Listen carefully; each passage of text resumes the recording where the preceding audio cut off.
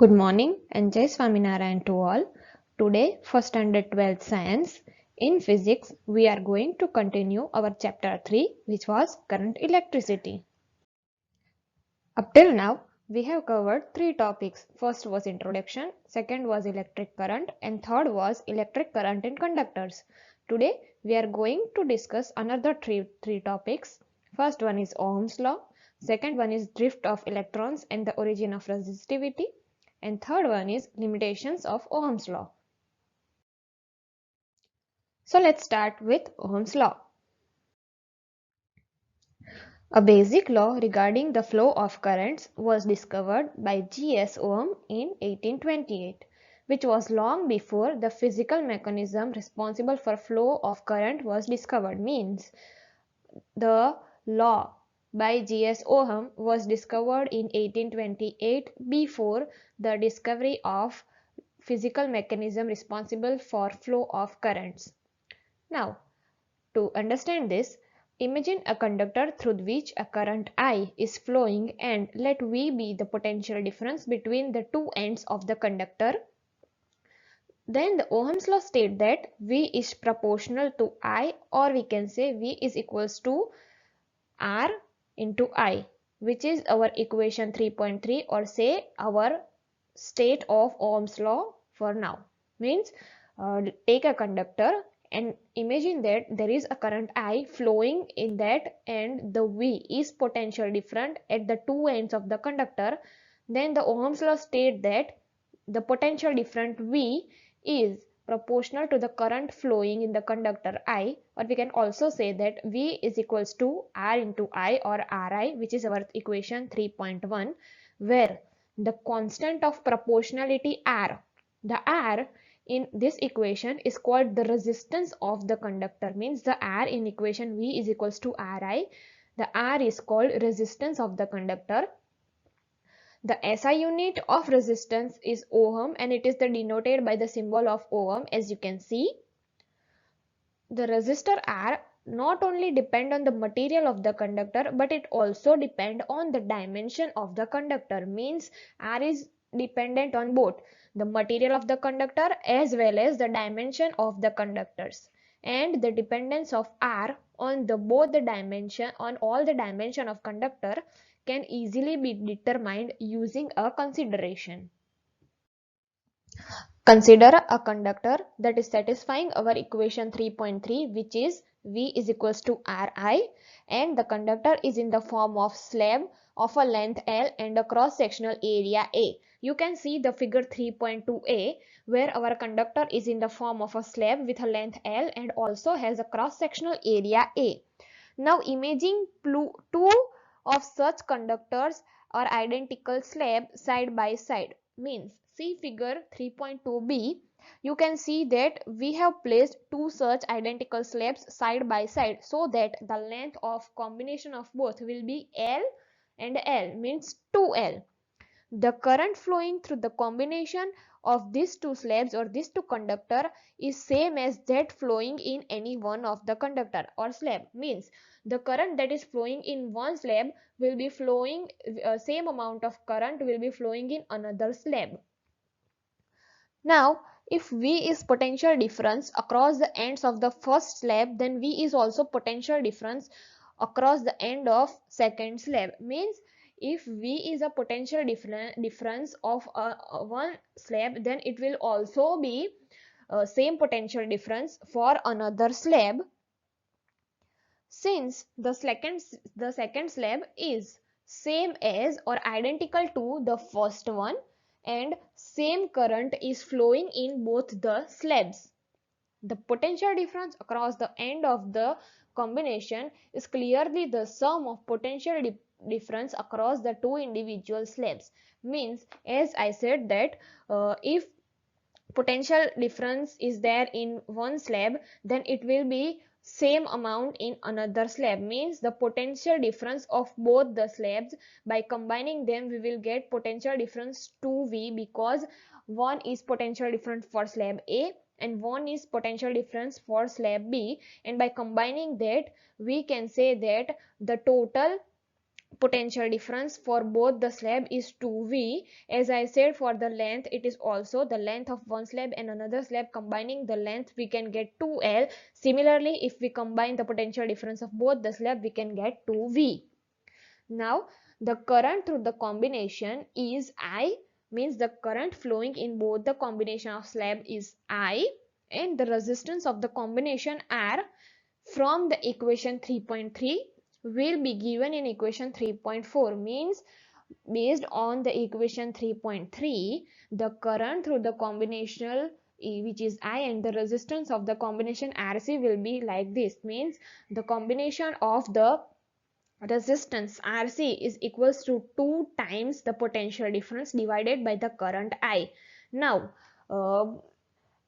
generalizing the equation 3.3, if V is equals to Ri, and if we want to get the value of R, then the I which is in multiplication with the R, it will go in left hand side and will become the division V by I. Means if we put the value, or if we put our I from left hand side to from right hand side to left hand side, then it will go in the division.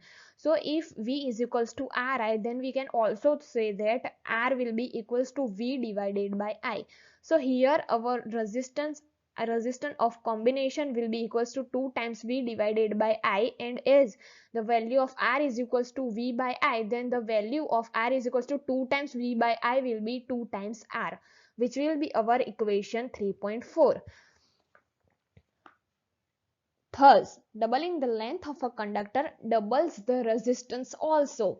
In general, the resistance is proportional to the length, as I already told you that length of two slabs will be 2L, then length of one slab is 1L, and the resistance of two slab will be 2R, then the potential difference of or resistance of one slab will be R. So we can say that R is proportional to L, which is our equation 3.5.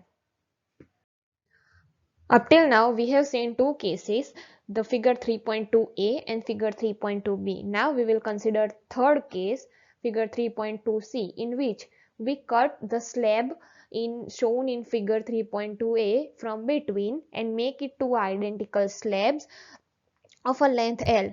But if we are cutting the slab from in between, the cross sectional area will be half. Means the cross sectional area which was A, by cutting the slab from between, the cross sectional area for both the slab will be A divided by 2, A divided by 2. For a given voltage V across the slab, if I is current of entire slab, then after cutting the slab, the current will be I divided by 2, which will be half. Means when we cut one slab from in between, then its cross sectional area and its current will be half. Means cross sectional area will be A divided by 2, and the current flowing from that slab will be divided I by 2. Since potential difference across the end of half slab is V, that is the same across the full slab. So the resistance of each of the half slab R will be equals to V divided by I by 2. Now, as I told you that the current will be half, but the potential difference of the slab of whole slab total will be V. So our resistance value will be R is equals to V divided by I by 2. Now as we have I by 2 in denominator, by taking 2 from there, the 2 will go in multiplication of V by I. So we will get the R1 is equals to 2 into V divided by I. Now we know that the value of R is equals to V by I. So 2 times V by I will be equals to 2 times R. Thus, having the area of cross section of a conductor doubles the resistance. In general, the resistance R will be inversely proportional to the cross sectional area. As I said that halving the area of cross section of a conductor will double the resistance. So in general, the resistance R is inversely proportional to the cross-sectional area, which is given in equation 3.7, that R is proportional to 1 by A, which is our cross-sectional area. Now, if we combine the equation 3.5 and 3.7, we have the value of R, which is proportional to L. So we can say that R is also if R is proportional to 1 by A, then R is also proportional to L by A, which is our equation 3.8. Now, from that, for a given conductor, we can say that R is also proportional to a proportionality constant P multiplied by L by A, where proportionality constant P depend on the material of conductor but not on the dimensions, which and P is called resistivity. So now that will be our equation 3.9, and using that equation, the Ohm's law state that V is equals to I multiplied by R, means as we know that V is equals to IR. So from the value of R is equals to proportionality P multiplied by L by A, we will substitute the value of R as follows, and we will get the value of V is equals to I multiply R is equals to I proportionality constant P into L divided by A, which will be our equation 3.10. Here we just simply substituted the value of R in equation and we get this equation. Means in V is equals to I multiply R, we put the value of R as proportionality constant P multiply L by A, and hence we get the equation 3.10 as V is equals to I multiplied by proportionality constant P into L divided by A. Current per unit area, which is also taken as the normal current, which is I by A, means if you remember that when we cut the third slab from in between, the current flowing in the slab will also be halved, mean it will be I by A. So current that is taken as current per a unit area, which is taken as normal to current, which is I by A, is also called current density, and it is denoted by the symbol J. Also, the SI unit of current density are A per meter square, A by meter square.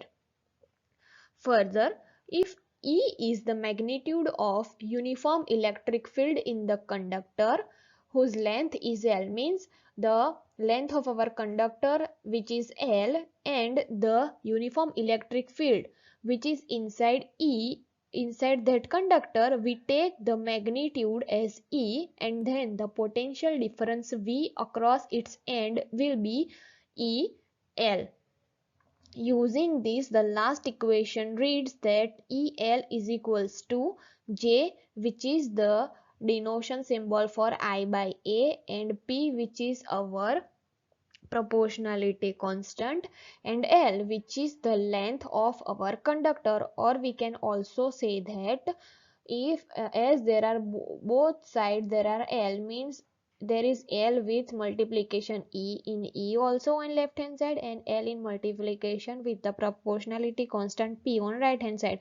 So the L from both the sides will be removed, and the equation that we get will be E equals to the denoted symbol for current density J and the proportionality constant P. Means here we have taken E as the magnitude for the electric field which is inside the conductor. The electric field is used to produce the current, so the E is magnitude of that electric field in the conductor. The length of conductor is L.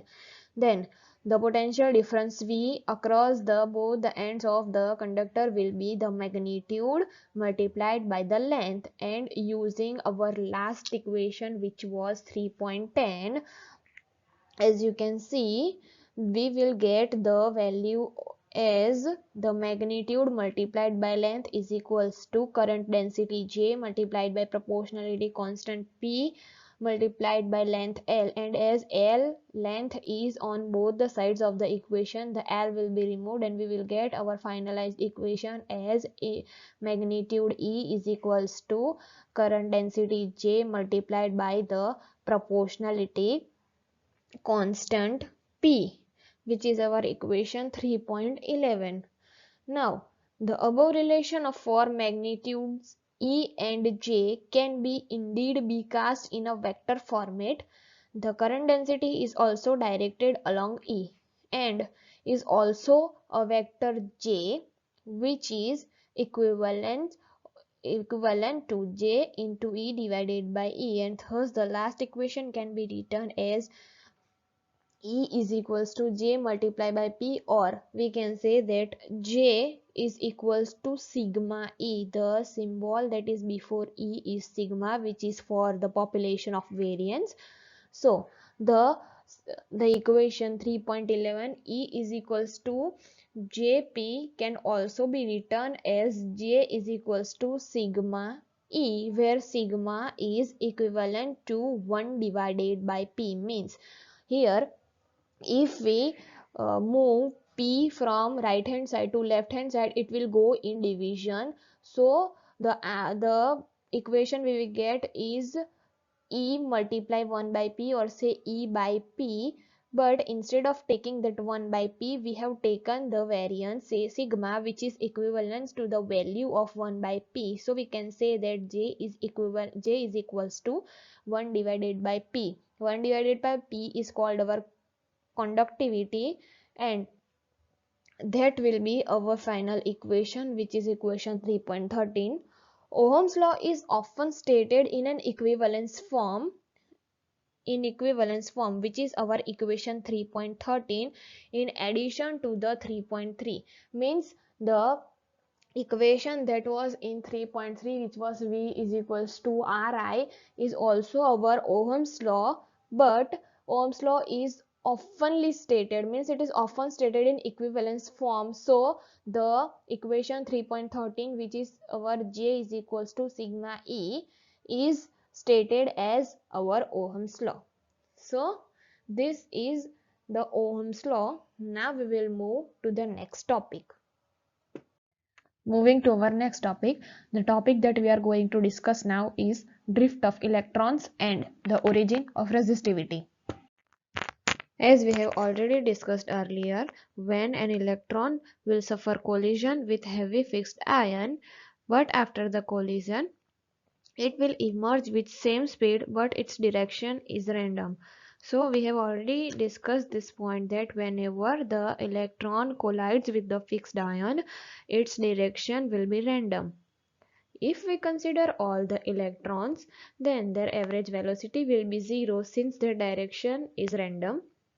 And thus, if there are n number of electrons and the velocity of any electron, which is between 1 to n at a given time in V, then the equation will be formed as 1 divided by n, sum of V will be equal to 0, and the limit of sum is t is equals to 1 to n. Means if there are n number of electrons and the velocity of ith electron, means any of the electron at given time Vi will be equals to 0, the equation that is formed is 1 divided by I in summation of t is equals to 1 to n, limit of time t will be equal to 1 to n, and the sum of the V will be equal to 0, which is our equation 3.14. Now consider a situation when an electric field is present. So when an electric field is present inside the conductor, the electron will be accelerated from positive direction to negative direction due to the electric field, where negative E means electron is the charge and m is the mass of the electron. Means negative E is the charge and m is the mass of the electron. So A will be equal to minus E, which is charge, multiplied by E divided by m, which is the mass of the electron. That will be our equation 3.15. Now consider again any of the ith electron at a given time t. This electron would have its last collision some time before t, and let t of I or ti be the time elapsed after its last collision. If vi was its velocity immediately after last collision, then the velocity capital Vi at the time t is capital Vi will be equal to the velocity after that last collision plus minus E, which is the charge of the electron, multiplied by E divided by m, which is the mass of the electron, and whole this is multiplied by time t of I, which is our equation 3.16. We know that the collision of electron does not occur at regular time interval, but it occurs at random times. So let us denote it by a small t, which we call average time between succession collision. Then at a given time, some of the electron would have to spend more than average time.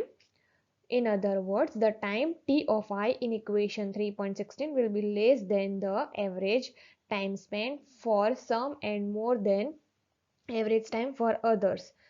Thus, averaging equation 3.16 over n number of electrons at any given time interval t gives us the average velocity v of d, which is equivalent to the average of equation 16, and by further solving it we will get the average velocity v of d equals to 0 minus e, which is small e, which is our charge of electrons, capital E, which is the magnitude, divided by m, which is the mass in the electron, multiplied by small t, which is the average time between the collision occurs, which will be equal to minus small e, which is charge, capital E, which is magnitude, so small e multiplied by capital E divided by m, mass, means the velocity v of d will be equal to 0 minus charge into magnitude divided by mass multiplied by average time between collision. So the formula or equation for average velocity v of d will be equal to minus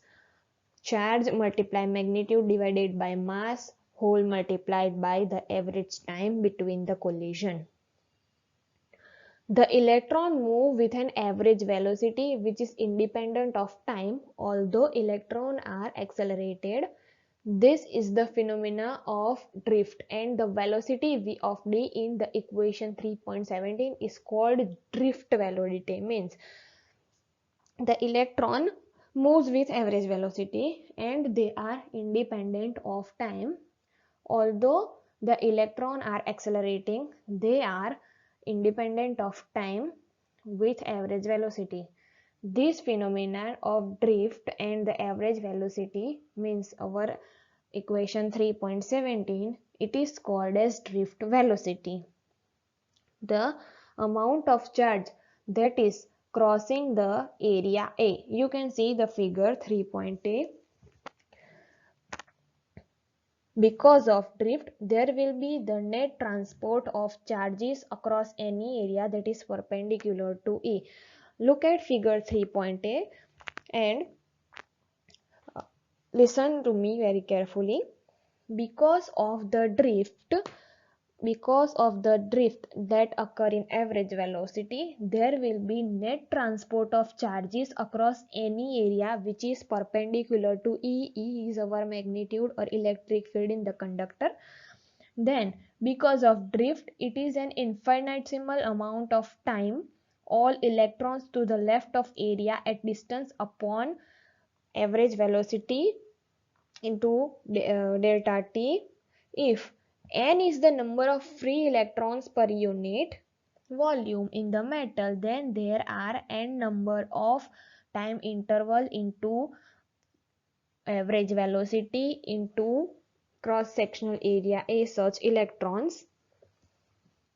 Since each electron carries a negative charge, the total charge transported across this area or cross-sectional area A to the right in the time delta t is negative NE into cross-sectional area and modulus of average velocity multiplied by time interval delta t. E is directed towards the left and hence the total charge transported along E across the area is negative of this. The amount of charge crossing the area A in time interval t is the definition. I into delta T, where I is the magnitude of current. Look at the figure, I'll explain you. This is a conductor. The A is the cross-sectional area, and the value of delta x, which is our displacement, is equals to average velocity multiplied by time interval. And E is going from negative to positive charge, means E is taking the negative charge with it, so the value will be negative. The amount of charge crossing the area A in time interval t is by definition is I multiplied by time interval t, where I is magnitude of the current, and hence I multiplied by delta t will be equal to plus n E A, means the way as our E is going from left to right, is going from negative to positive, at the end it will have positive charge. So the value of our equation I multiplied by delta T will be equals to positive N multiplied by positive electric charge multiplied by A cross sectional area and modulus of average velocity multiplied by time interval. That will be our equation 3.18. Now you can see we have the value of our equation 3.17, which is the value of our average velocity. Now substituting the average of the value of average velocity of equation 3.17 in our equation that we get in equation 3.18, we will get the value of equation 18 as shown in equation 3.19, which is I multiplied by time interval delta t will be equals to E square multiplied by A, which is cross sectional area, divided by M, which is the mass, whole multiplied by T, which is the average time between the collision, multiplied by N multiplied by delta T multiplied by modulus of our magnitude. Now by the definition of I is related to the magnitude of J of current density by I is equals to modulus of J multiplied by A, which is our cross-sectional area. It will be our equation 3.20. Hence, equation number 3.19 and equation number 3.20 will give us the value as J is equals to, we will substitute the value when A. In order to get the value of J, the A which is in multiplication of J will go to the division with I, and after substituting the value we will get our equation 3.21, which is J is equals to N multiply E square divided by M whole multiplied by T, which is average time between the collision multiplied by the modulus of E or our magnitude, which will be positive. So this is our equation 3.21. Now the vector J is also parallel to E, and hence we can also write the equation 3.22 in a vector form, which is we will remove the modulus and our equation 3.21 will be rewritten in the vector form as J is equals to N multiplied by E square divided by M, which is the mass whole multiplied by average time between collision small t multiplied by our magnitude E, and that will be our equation 3.22. Now comparing the equation number 3.22 with 3.13, 3.13 was our equation of Ohm's law, which was we have discussed earlier.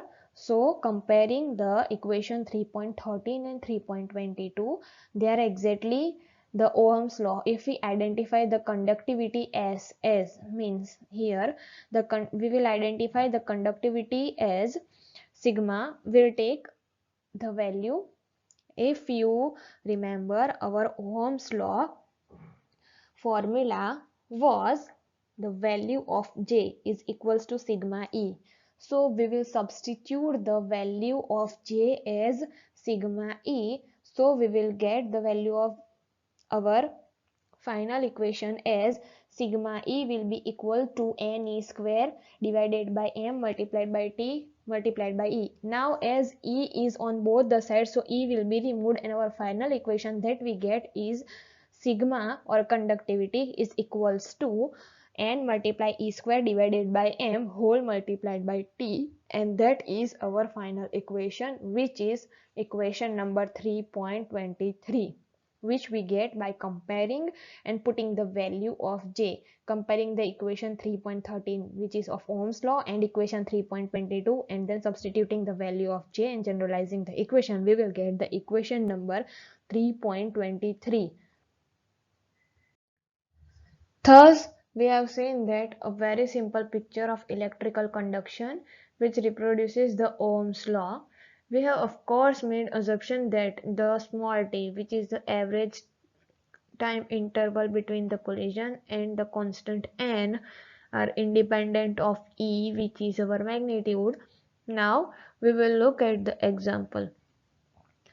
So coming to example 3.1, we have to calculate two things. First one is A. Estimate the average drift speed of conduction electron in a copper wire of cross-sectional area, which is 1.0 multiplied by 10 raised to minus 7 meter square, carrying a current of 1.5 A. Assume that each copper atom contributes roughly one conduction electron. The density of copper is 9.0 multiplied by 10 raised to 3 kilogram per meter cube, and its atomic mass is 63.5. In case B, we have to compare the drift speed obtained above with 1. Thermal speed of copper atom at ordinary temperature, and 2. Speed of propagation of electric field along the conductor which causes the drift motion. So let's look at the answer. So the direction of drift velocity of conduction electron is opposite to the electric field direction, that is electron drift in the direction of increasing potential, and the drift speed average velocity is given us by the equation 3.18 that we have seen previously. The formula for average velocity that we calculated was I divided by the constant n multiplied by the charge E multiplied by the cross-sectional area A. Now, the value of E is equals to 1.6 multiplied 10 raised to minus 19 C, and the value of our cross-sectional area A is already given in the question, which is 1.0 multiplied by 10 raised to minus 7 meter square, and we have also given the current is carrying of 1.5 A, means I is equals to 1.5 A, but we don't have the value of n, so we will calculate it. The density of conduction electron n is equal to the number of atom per cubic meter. The number of atom per cubic meter, or we can say that is the density of copper. Assuming one conduction electron per Cu atom as is reasonable from its valence electron count of 1. A cubic meter of copper has a mass of 9.0 multiplied by 10 cube or 10 raised to 3 kg, which is already given in the question. Since a copper atom has a mass of, or since 6.0 multiplied 10 raised to 23 copper atom has a mass of 63.5 kg, we will calculate the value of n is equals to 6.0 multiplied 10 raised to 23 divided by the mass 63.5 gram whole multiplied by the density of copper, which is 9.0 multiplied 10 raised to 6, and by simplifying it we will get the value of n is equals to 8.5 multiplied 10 raised to 28 meter raised to minus 3, which gives the average velocity value as average velocity v is equals to I, which value is 1.5 whole divided by n.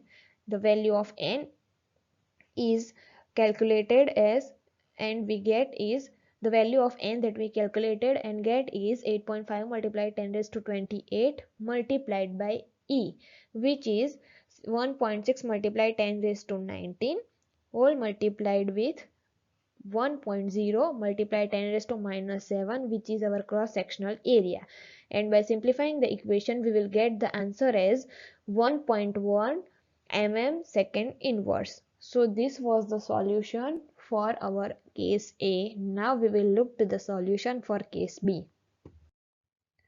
For solution B, we have to find the solution for two cases.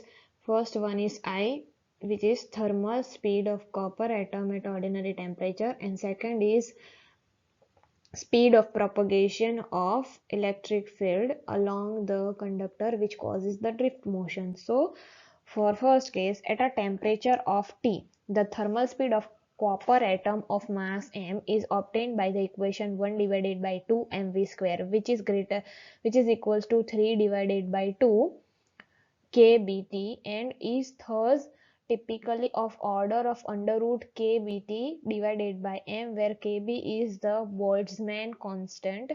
For copper at 300 K, this is about 2 into 10 raised to 2 or 10 square meter per second.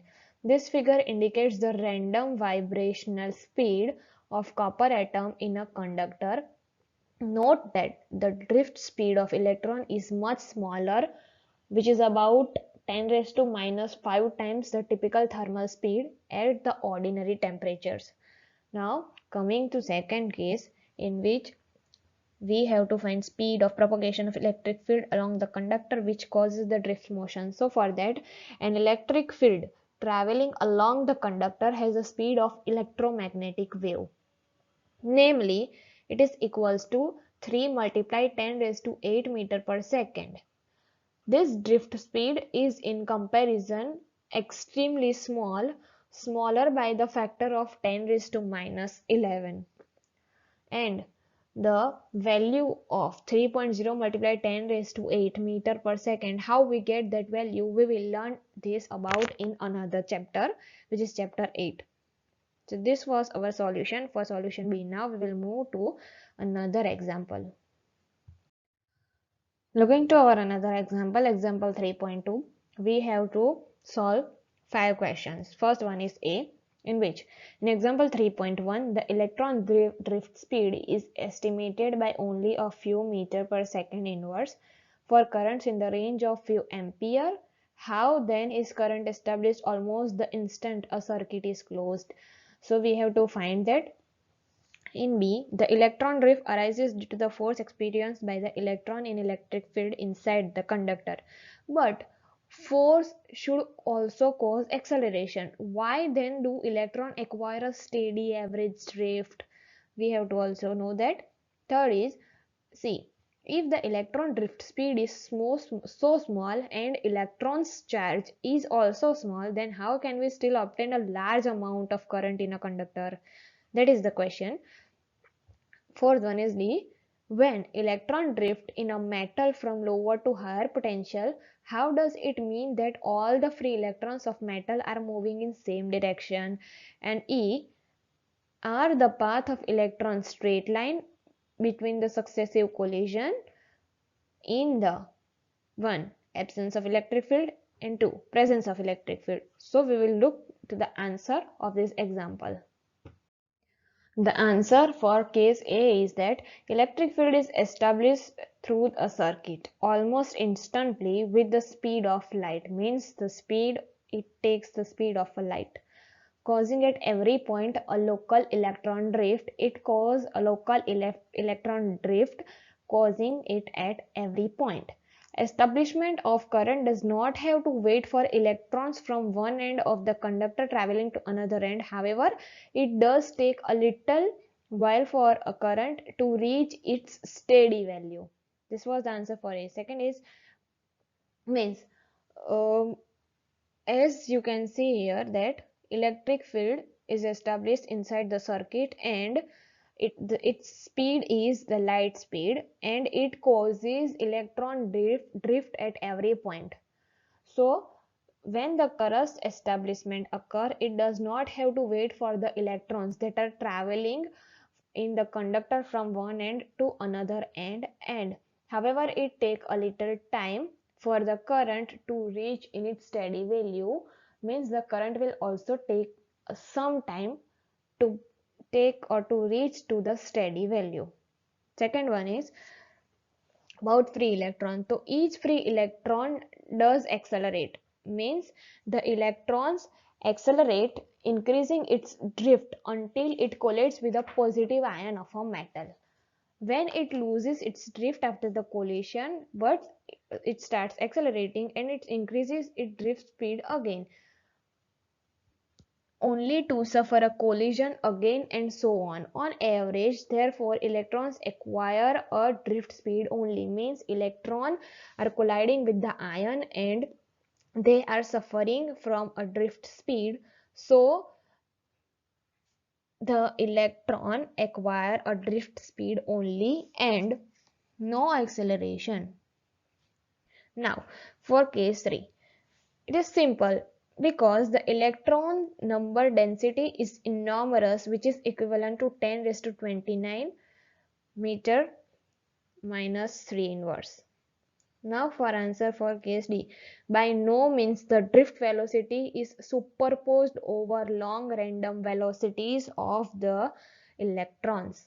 And for 9, for the first case, in the absence of electric field, the paths are straight line. But for the case 2, when the electric field is present, the paths are in general in curved form. So this was the solution of our example 3.2. Coming to the subtopic of our topic 3.5, the subtopic is mobility. As we have seen that conductivity arises from mobile charge carries. In metals, this symbol charge carries an electrons. In an ionized gas, there are electrons and positive charged ion in an electrolyte. This can be both positive as well as negative. An important quantity is mobility, and the symbol which is given here is pronounced as mu, but we'll say it as u. It is defined as the magnitude of drift velocity per unit electric field, and the equation is that u will be equal to modulus of average velocity divided by E, which is the magnitude. The SI unit of mobility is meter square divided by Vs and is 10 raised to 4 of mobility in practical unit. Mobility is positive. From equation 3.17 that we have seen previously, we have the value of our average velocity V of D is equals to E, which is the charge, T, which is the average time interval between the collision, capital E, which is the magnitude, whole divided by m, which is the mass. So this was the equation for average velocity. Hence, by substituting the value of average velocity, we will get the value for our mobility equation u is equals to average velocity Vd divided by E, which will be equals to E multiplied by the average time between the collision divided by mass m. The E is removed because in the formula of mobility we already have E in denominator, and when we put the value of average velocity we will also have another E in numerator. So the numerator E and denominator A will be cut out, and final we will get the value of our mobility u is equals to charge E multiplied by average time interval between collision, which is T, divided by mass m, and that will be our equation 3.25, where T is the average collision time for electron, as I told you. So this was the concept of mobility and the drift of electrons and the origin of resistivity. Now we will move to our next topic. Moving to our next topic, the topic that we are going to discuss is limitations of Ohm's law. Although Ohm's law has been found valid over large classes of materials, there do exist some materials and devices that is used in electric circuits where proportionality of V and I does not hold. These are the limitations of Ohm's law that we are going to discuss. First limitation is A. V ceases to be proportional to I, means V is same as, means it is becoming to the end of I, as you can see in figure 3.5. The dashed line in that figure represents the linear Ohm's law, while the solid line is the voltage V versus current I for a good conductor, where you can see that V is coming to the end, and to be the proportional to I. This is our first limitation. Another limitation is the relation between V and I depends on the sign of V. In other words, if I is the current for a certain V, then reversing the direction of V, keeping its magnitude fixed, does not produce the current of same magnitude as I is in opposite direction, which is shown in figure 3.6. Means as the value or relation of V and I are dependent on the sign of V, means positive or negative sign of V, then if we reverse the direction of V, then also the value of I will be changed, and based on that value it is the possibility that the current is not produced of same magnitude as I is in the opposite direction of V. Coming to our third limitation, which is the relation between V and I is not unique. That is, there is more than one value of V for the same value of the current I. As shown in figure 3.7, a material exhibiting such as behavior is gas. Material and devices that are not obeying the Ohm's law in the form of the equation of Ohm's law are actually widely used in electronic circuit. Means the relation of V and I is not always unique, and we can have more than one value of V for the same current I. So this is a one drawback, and also the material that are exhibiting such behavior is gas. Now the material and devices that are not obeying the Ohm's law in the form of equation that 3.3 that we have seen previously, which was V is equals to Ri, these materials are actually widely used in electronic circuits. So in this and a few subsequent chapters, however, we will study the electrical current, then materials that obey the Ohm's law. So this is it for today. The topics that we have covered were Ohm's law, then another one was drift of electrons and the origin of resistivity, and the last one was limitations of Ohm's law. Further topics we will cover afterwards. Thank you.